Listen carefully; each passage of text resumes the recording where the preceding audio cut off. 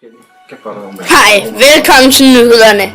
Jeg har fået besøg af en total fuglekspert, der ringmærker dem op ved Grenen i Jylland. Ja, I ved sikkert hvor det er. Han hedder Rolf. Ja, han.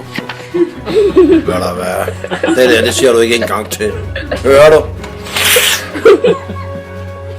Okay.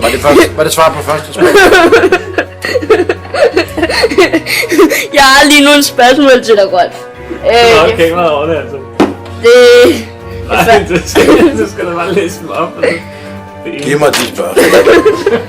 Hvad hedder den sjældneste fugl, du har set? Ja. Ja, hvad hedder fanden? Det hedder en guldkrogværning. Den er meget sjælden. En guldkrogværning. Ja, hører du efter, eller hvad? Nej. Okay, andet spørgsmål. Hvor tidligt står du op, når du skal se på fugle? Bøh!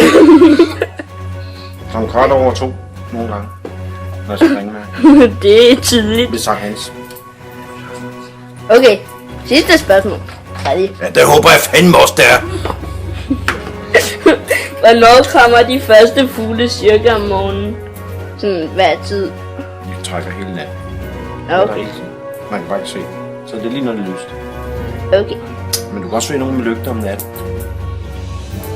Hør du efter? Ja.